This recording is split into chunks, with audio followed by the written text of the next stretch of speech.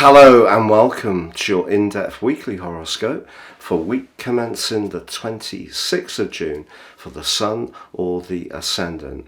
I'm going to give you an overview of what we can all collectively expect this week, but please stay with me. I will explore your zodiac sign in much greater detail thereafter.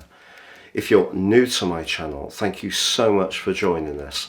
I'd be honoured if you'd subscribe. Please click or tap on the bell notification symbol.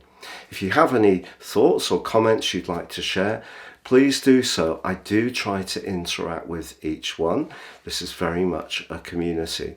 If you're a returning visitor, thank you so much for joining me once more. Remember, if you'd like to get your free daily horoscope fired to your device each morning, please see the subscription link beneath this video.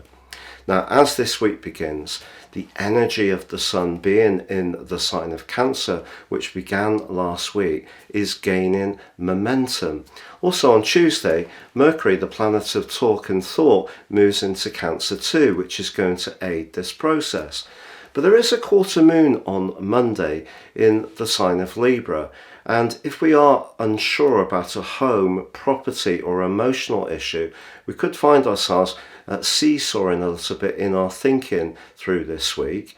However, the Sun is forging a really splendid angle to Jupiter, a sextile of 60 degrees.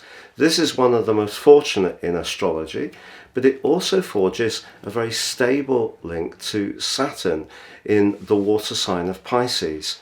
So I feel that if we are wanting to do things around our home, family, or creating greater serenity, or finding places or situations where we can create more peace, this is a fine week to go for it. But also, as the week goes on, Venus is in a square with Uranus. So it could be a time in a romantic situation where it's a good moment to try to refresh things with a little bit of a new approach, particularly if things have become a little bit too samey. And later in the week, Venus gets very close to Mars. So there could be some surprise visitors, maybe some kind of a family gathering or celebration.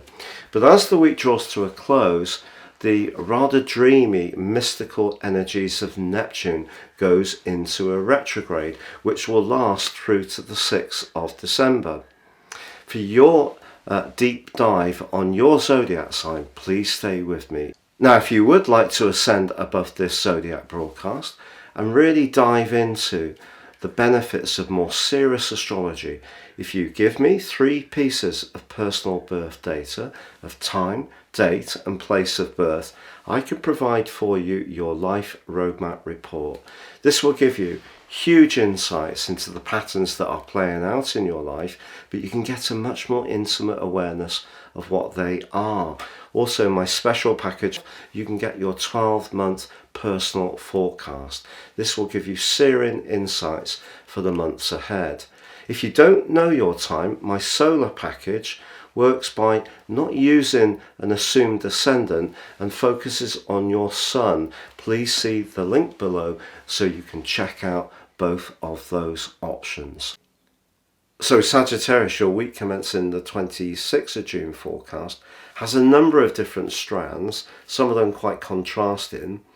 Let's take Venus and Mars. So by the end of the week, Venus and Mars get together in a glittering combination in your sister fire sign of Leo. If you do want to do something completely spontaneous and you have that very dramatic side to your nature, it could be the time to go for it. Someone can be absolutely mesmerized by you. Perhaps you're going to book a holiday or go to see a band. Something that really gives you a lot of uplift can occur towards the end of this week. But also, on Tuesday, Mercury joins the Sun in House 8, which is very much about transformations. But whereas Mercury has been asking you to engage with other people and listen to what they say intently recently, Mercury moving into House 8 now gives you the opportunity to decode what they really meant. But the Sun in House 8 links brilliantly to your ruler in House 6. So When it comes to a financial matter or a business matter, you could show a lot of gusto this week and a lot of flourish. You have a real capability of seeing situations, and because of your fire element, but also your mutability, you can be very flexible and respond to things in a fast moving way.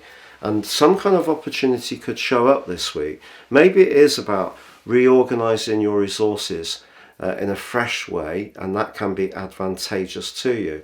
With Saturn feeding into the Sun and Jupiter, it may even be to do with a property matter that suddenly takes a big step forwards pleasingly. Now, Venus and Uranus are in a bit of a square.